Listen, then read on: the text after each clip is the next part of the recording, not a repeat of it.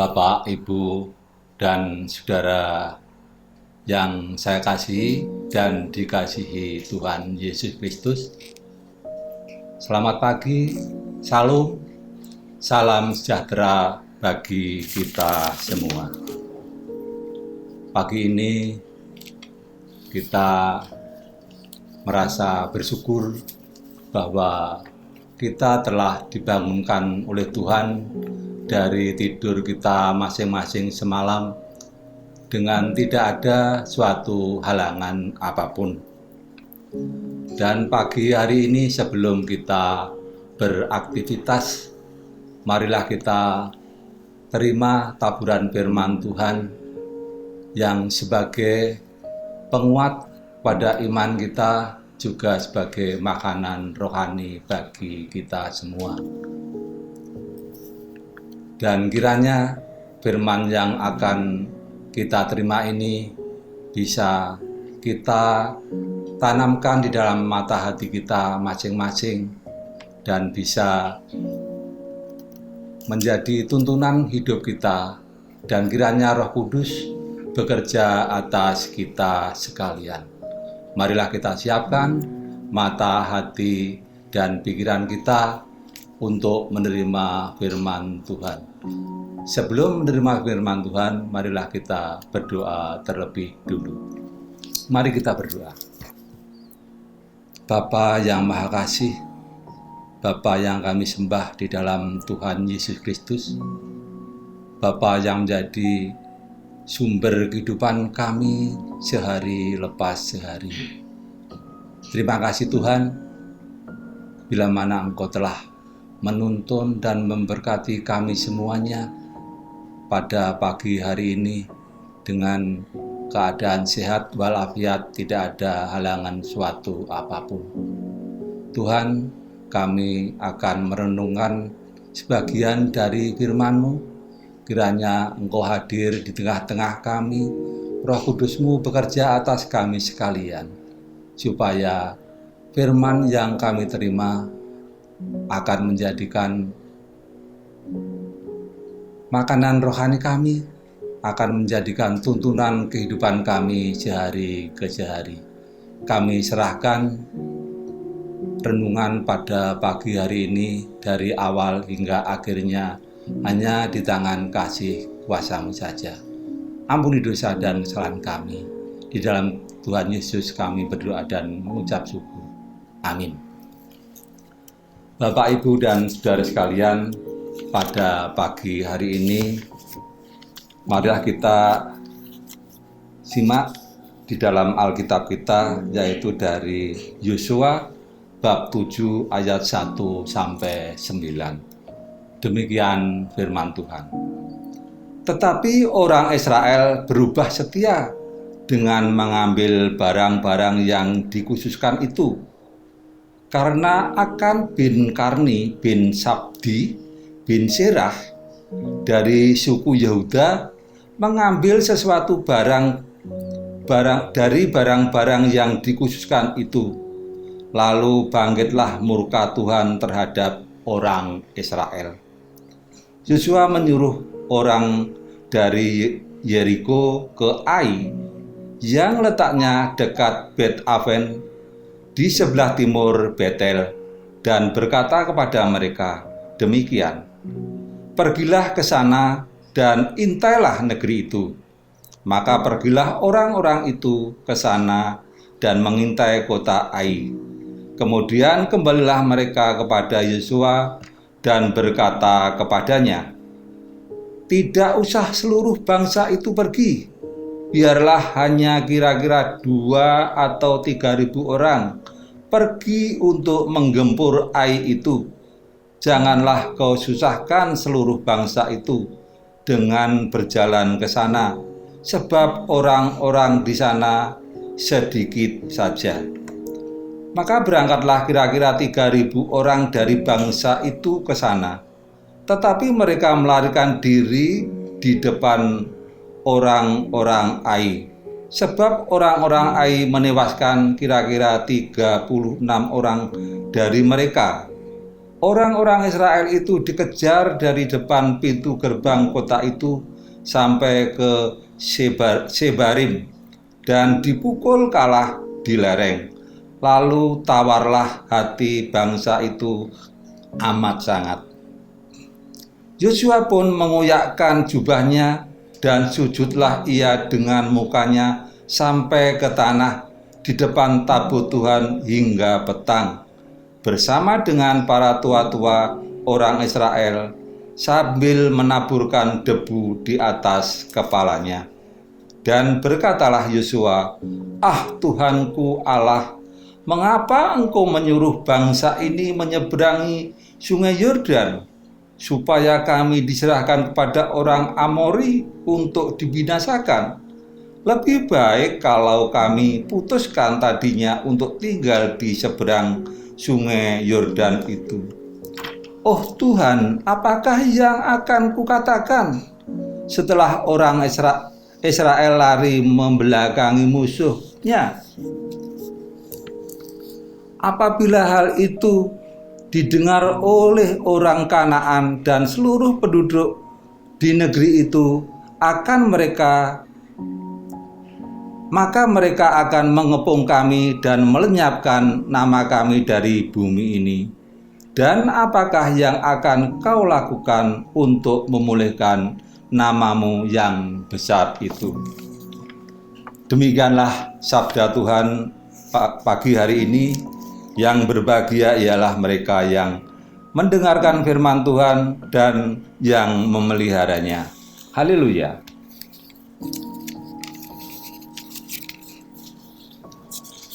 Bapak, Ibu, dan saudara yang terkasih di dalam Tuhan Yesus Kristus, renungan pagi ini kami beri judul Bahaya Kesombongan.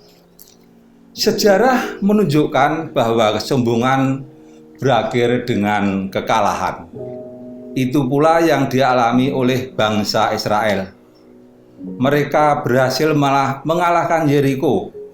Ketika hendak menyerang kota Ai yang kecil, para pengintai itu memberi nasihat kepada Yosua, "Tidak usah seluruh bangsa itu pergi. Biarlah hanya kira-kira 2 atau 3.000 orang pergi untuk menggembur Ai. Janganlah kau susahkan seluruh bangsa itu dengan berjalan ke sana, sebab orang-orang Ai hanya sedikit saja." Bapak, Ibu, dan saudara sekalian,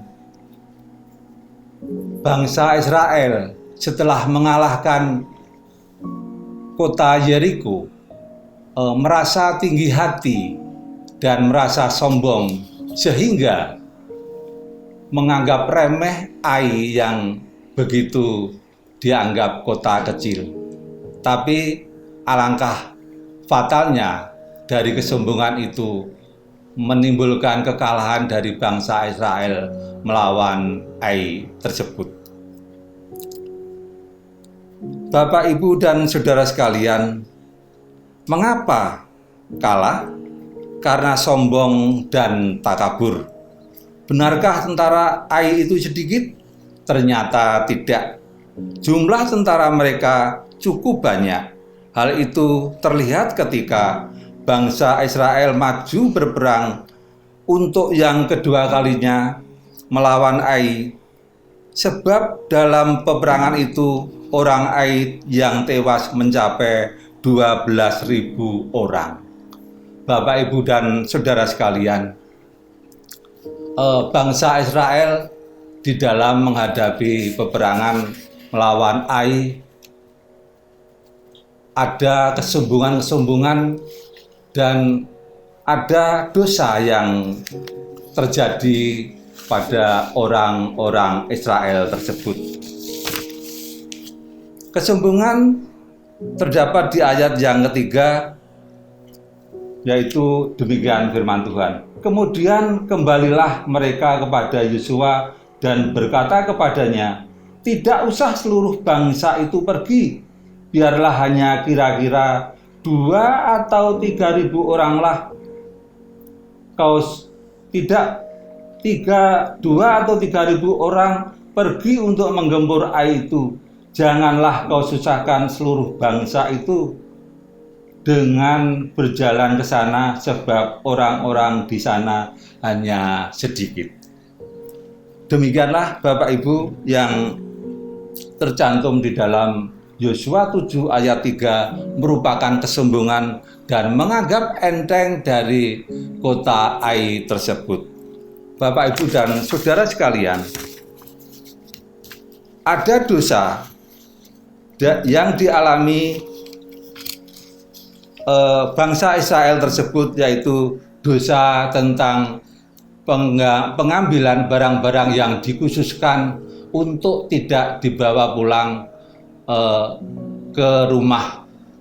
Di sini ada seorang yang bernama Akan mengambil barang-barang tersebut, menimbulkan dosa Israel sehingga di dalam menghadapi Ai timbul kekalahan yang fatal.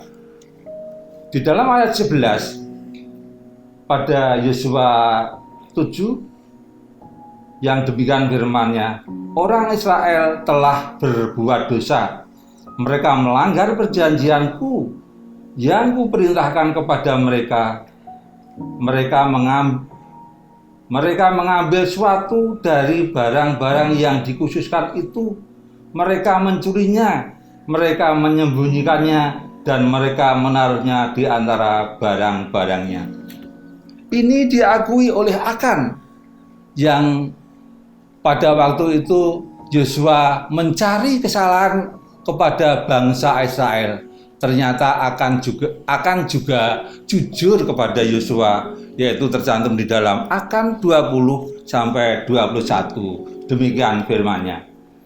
Lalu Akan menjawab Yosua, katanya, benar, akulah yang berbuat dosa terhadap Tuhan Allah Israel, sebab beginilah perbuatanku. Aku melihat di antara barang-barang jarahan itu jubah yang indah buatan Sinear dan 200 sikal perak dan sebatang emas yang 50 sikal beratnya. Aku mengingininya, maka ku ambil semuanya itu, disembunyikan dalam kemahku dalam tanah, dan perak itu di bawah sekali. Demi Bapak Ibu, pengakuan Akan kepada Yosua bahwa dia benar-benar mengambil barang-barang yang dikhususkan supaya tidak diambil, disembunyikannya. Yang ketiga, yaitu kegagalan bangsa Israel melawan Ai, yaitu tidak melibatkan Tuhan. Ini terbukti bahwa di dalam penyerangan yang kedua kalinya melawan Ai, Tuhan campur tangan dan berhasil untuk mengalahkannya, yaitu terdapat di dalam Yosua 8 ayat yang pertama. Kemudian berfirmanlah Tuhan kepada Yosua, janganlah takut dan janganlah tawar hati, bawalah seluruh tentara dan bersiaplah maju ke Ai. Ketahuilah, aku serahkan kepadamu raja negeri Ai, rakyatnya, kotanya, dan negerinya. Demikianlah Bapak Ibu dan saudara sekalian, dengan campur tangannya Tuhan, segala sesuatu pasti berhasil.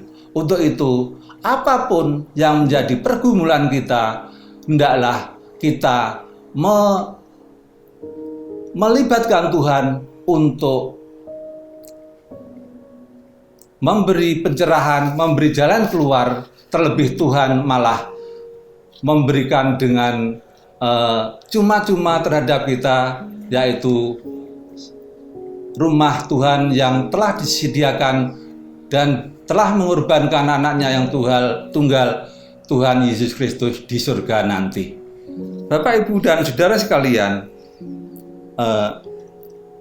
untuk menjadi sombong itu sangatlah berbahaya. Marilah kembali kepada tema yang kita ambil. Sombong berarti merasa lebih pandai dari orang lain. merasa lebih mengerti dari orang lain, merasa lebih kuat dari orang lain, dan masih banyak merasa tersebut. Untuk itu marilah kita menghindari kesombongan yang notabene menjadi kita sombong dan akan jatuh nantinya. Lawan kesombongan adalah rendah hati. Bapak, Ibu, dan saudara sekalian, rendah hati inilah yang harusnya kita terapkan di dalam kehidupan kita sehari-hari. Bapak, Ibu, dan saudara sekalian, saat kita sombong dan merasa diri hebat, kita akan kehilangan kewaspadaan. Saat itulah musuh dengan mudah akan menjatuhkan kita. Benar kata Paulus, sebab itu siapa yang menyangka bahwa ia teguh berdiri, hati-hatilah supaya ia jangan jatuh. Demikian nasihat dari Rasul Paulus. Billy Graham, penginjil yang besar, yang luar biasa, pernah ditanya, apa tantangan terbesar dalam pelayanan Anda? Billy Graham menjawab, bukan tubuh yang semakin retak, bukan pula hinaan atau ejekan dari orang yang membenci kekristenan kita. Tantangan terbesar saya adalah ketika saya melihat buah pelayanan saya dan menganggap itu sebagai keberhasilan saya pribadi, lalu saya menjadi sombong. Bapak, Ibu, dan saudara sekalian, apapun yang telah kita capai, apapun yang telah berhasil di dalam kehidupan kita, hendaklah kita melengganani atau menyadari bahwa semuanya itu hanyalah berkat-berkat dari Tuhan saja. Untuk itu, sombong kita tinggalkan. Kalau kita sudah mau menyadari bahwa semuanya itu hanyalah berkat dari Tuhan, kita hanya pelaku-pelaku saja. Bapak, Ibu, dan saudara sekalian, keberhasilan tak seharusnya menjadikan kita sombong. Saat kita sombong, saat itulah kita menjadi takabur dan hilang kewaspadaan. Dan itulah awal kejatuhan kita. Persis seperti yang dikatakan sebuah kalimat bijak. Kesombongan mendahului kehancuran dan tinggi hati mendahului kejatuhan. Biarlah kita meniru padi. Semakin berisi, semakin menunduk. Semakin tinggi hati mengangkat kita, semakin rendah hati kita. Semakin tinggi Tuhan mengangkat kita, semakin rendah hatilah kita. Sebab kita sadar bahwa semuanya itu hanya karena anugerahnya semata, bukan karena kekuatan kita. Bapak, Ibu, dan saudara sekalian, seperti yang sudah saya sampaikan tadi, kerendahan hati mewujudkan berkat Tuhan yang telah bekerja atas kita, yang menjauhkan kita dari kesombongan. Dengan contoh tanaman padi tadi, kita bisa melihat sewaktu-waktu di daerah kita untuk kita jadikan contoh di dalam kehidupan kita sehari-hari. Padi yang menunduk diambil oleh petani, padi yang menunduk diambil namun dimakankan kepada sapi. Itulah, marilah menjadi padi yang menunjuk, tidak sombong seperti padi yang tetap berdiri tegak. Karena padi yang menunduk diambil oleh petani berarti diambil oleh Tuhan untuk masuk ke dalam kerajaan surga. Padi yang tegak akan dimakan oleh lembu. Bapak, Ibu, dan saudara sekalian, sampai di sini saya menyampaikan firman Tuhan. Kiranya firman Tuhan pada pagi hari ini bisa menjadi tuntunan di dalam kehidupan kita supaya kita tidak menjadi sombong. Kiranya Tuhan memberkati. Amin. Mari kita berdoa. Tuhan Allah Bapa kami yang bertahta dalam kerajaan surga yang mulia. Terima kasih Tuhan, Engkau telah menuntun kami di dalam kami menyampaikan sebagian firman-Mu. Kiranya firman yang telah kami taburkan ini kiranya menjadi sarana untuk kuatnya iman kami terhadap Engkau. Hanya kepadamu sajalah kami berserah, karena hanya Engkau saja yang telah menuntun kehidupan kami, yang telah menuntun kehidupan rumah tangga kami masing-masing.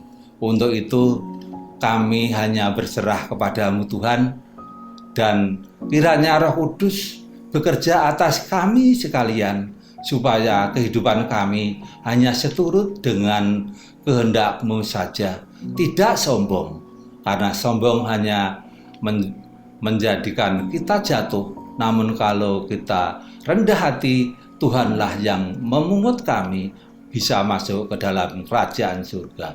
Ampuni dosa dan kesalahan kami di dalam kami merenungkan sebagian firman-Mu pada pagi hari ini. Di dalam Tuhan Yesus kami berdoa dan mengucap syukur. Amin.